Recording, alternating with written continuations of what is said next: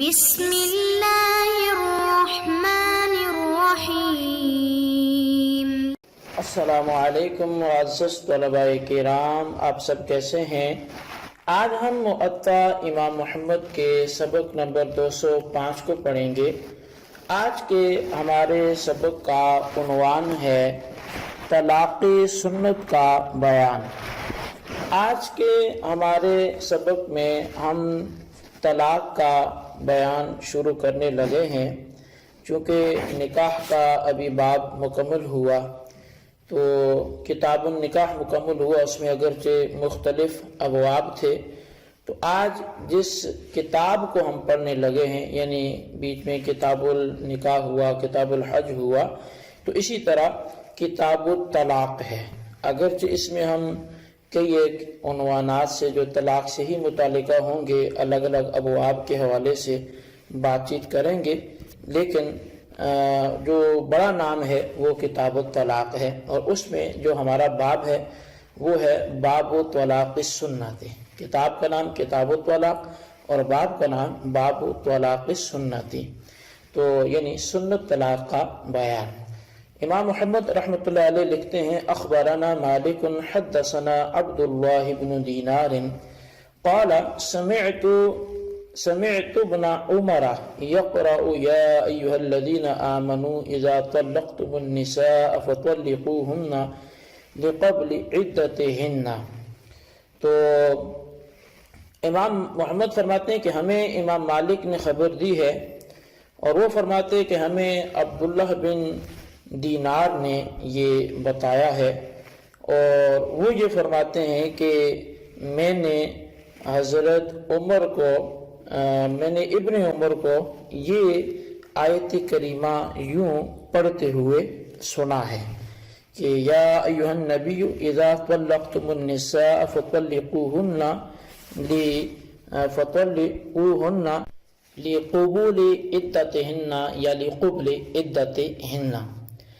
اچھا، فرمایا کہ میں نے حضرت ابن عمر کو یہ آیت یوں پڑھتے دیکھا، یعنی اے مومنو، جب اپنی بیویوں کو طلاق دو تو ان کی عدت سے کچھ پہلے طلاق دو۔ ویسے تو قرآن کریم میں فطلقوهن لعدتهن ہے، لیکن یہاں پر حضرت عبداللہ بن عمر رضی اللہ عنہ نے کچھ اس انداز سے اس آیت کریمہ کو پڑھا: قال محمد طلاق السنت ان يطلقها لقبل عدتها لقبول عدتها طاهرا من غير جماع حين تظهر من حيضها قبل ان يجامعها، وهو قول ابي حنيفة والعامة من فقهائنا رحمهم الله عليهم۔ امام محمد رحمۃ اللہ علیہ فرماتے ہیں کہ طلاق سنت یہ ہے کہ مرد اپنی بیوی کی پاکیزگی کے دنوں میں عدت سے کچھ پہلے طلاق دے۔ جس پاکیزگی کے دوران اس نے وطی نہ کی ہو، پھر دوسری طلاق دوسری مرتبہ پاک ہونے کے دنوں میں، اور تیسری طلاق تیسری مرتبہ پاک ہونے کے دنوں میں دے، اور پاکیزگی کے ان دنوں میں اس نے جماع نہ کیا ہو۔ یہی قول امام اعظم امام ابو حنیفہ رضی اللہ عنہ اور ہمارے عام فقہائے کرام کا ہے۔ اخبرنا مالک اخبرنا نافع عن عبد الله بن عمر انه طلق امراته وهي حائض في عهد رسول الله صلى الله عليه وسلم، فسأل عمر عن ذلك رسول الله صلى الله عليه وسلم فقال مره فليراجعها ثم يمسكها حتى تظهر ثم تحيض ثم تطهر حتى تطهر ثم تحيض ثم تطهر ثم إن شاء أمسكها بعد وإن شاء طلقها قبل أن يمسها، فتلك العدة التي أمر الله أن تطلق لها النساء۔ قال محمد وبهذا نأخذ۔ امام محمد فرماتے ہیں کہ ہمیں امام مالک نے حضرت نافع سے خبر دی، اور وہ حضرت عبداللہ بن عمر رضی اللہ عنہما سے بیان کرتے ہیں کہ انہوں نے نبی علیہ السلام کے این آیات، یعنی ان کی موجودگی میں، ان کے زمانے میں اپنی بیوی کو حالت حیض میں طلاق دے دی۔ تو حضرت عمر رضی اللہ عنہ نے نبی علیہ السلام سے اس بارے میں پوچھا تو آپ نے ارشاد فرمایا جاؤ جا کر اسے حکم دو کہ عورت سے رجوع کر لے، پھر پاکیزگی کے دن آنے تک اس کو روکے رکھے، پھر اسے حیض آئے گا، پھر پاک ہوگی، پھر اس کے بعد اگر چاہے تو اسے رکھ لے اور چاہے تو وطی کرنے سے پہلے طلاق دے دے۔ یہ ہے وہ عدت کہ جس کے بارے میں اللہ تعالیٰ نے فرمایا کہ عورتوں کو ان کی عدت کے لیے طلاق دو۔ امام محمد کہتے ہیں کہ ہمارا بھی یعنی احناف کا اسی پر عمل ہے۔ اچھا، یہاں پہ آ کے احادیث کا سلسلہ مکمل ہوا، اب ہم اس کی کچھ تفصیل کی طرف بڑھتے ہیں۔ طلاق سنت کیا ہے، اس میں اختلاف کیا ہے؟ جہاں تک طلاق سنت کی تعریف کا معاملہ ہے تو یہ تو متفق علیہ ہے کہ وہ یہ کہ ایک طلاق دے کر عورت کو چھوڑ دے اور رجوع نہ کرے، 3 حیض یا 3 ماہ گزرنے پر وہ بائنہ ہو جائے گی۔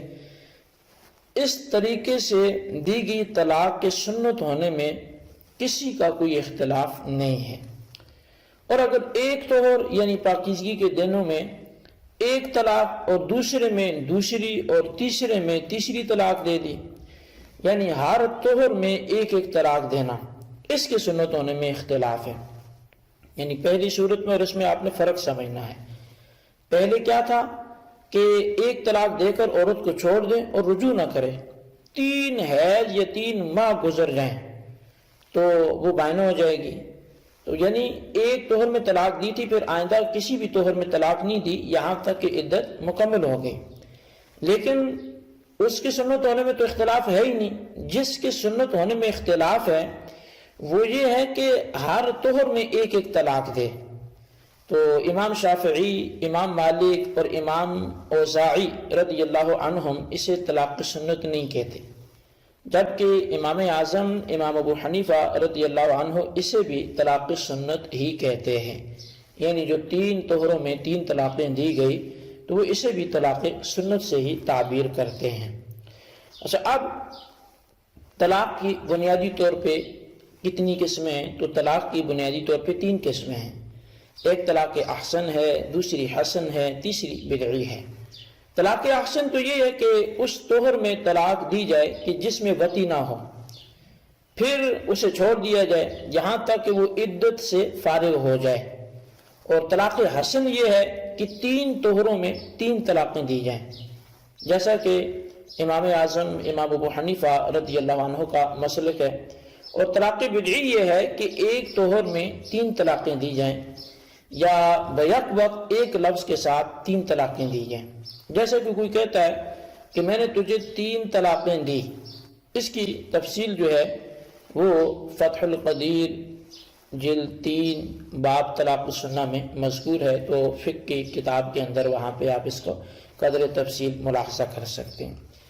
امام مالک رضی اللہ تعالیٰ عنہ 3 طہروں میں 3 طلاقیں دینے کو سنت نہیں کہتے، کیونکہ اس میں سختی آ جاتی ہے کہ جس کی وجہ سے عورت کو ندامت کا سامنا کرنا پڑتا ہے، کیونکہ جب 3 طلاقیں دے دی گئیں تو اب وہ عورت حلالہ کے بغیر اس مرد کے ساتھ نکاح نہیں کر سکتی۔ لیکن امام اعظم امام ابو حنیفہ رضی اللہ عنہ فرماتے ہیں کہ طہر میں ایک ایک طلاق دینا اور پہلے طہر میں ایک طلاق دے کر عورت کو چھوڑ دینا، یہ دونوں طریقے سنت اس لیے ہیں کہ ایک تو ایسا کرنے سے طلاق دینے کی حاجت اور ضرورت کا علم ہو جاتا ہے، یعنی جب ایک طہر میں ایک طلاق دی تو اب 1 مہینہ پورا مرد کو سوچ و بچار کا موقع مل جاتا ہے اور وہ سوچتا رہتا ہے کہ عورت کو جدا کرنا مفید ہے یا رکھ لینا اچھا ہے۔ اسی طرح 3 ماہ انتظار کرنا بھی مرد کے لیے مفید ہے، لیکن برخلاف اس کے کہ یک بارگی 3 طلاقیں دی جائیں تو اب غور و فکر کا وقت ہاتھ سے نکل جاتا ہے اور بعض اوقات جلد بازی میں طلاق دے دی جاتی ہے جس کا ازالہ نہیں ہو سکتا۔ امام صاحب دوسری وجہ یہ بتاتے ہیں کہ 3 طہروں میں 3 طلاقیں دینے کو خود نبی علیہ السلام نے سنت فرمایا، یعنی پہلی وجہ یہ کہ اس کو ضرورت کا علم ہو جاتا ہے، دوسری وجہ یہ کہ نبی علیہ السلام نے خود سنت فرمایا ہے۔ اچھا، اس کی پروف، اس کا حوالہ کیا ہے جی؟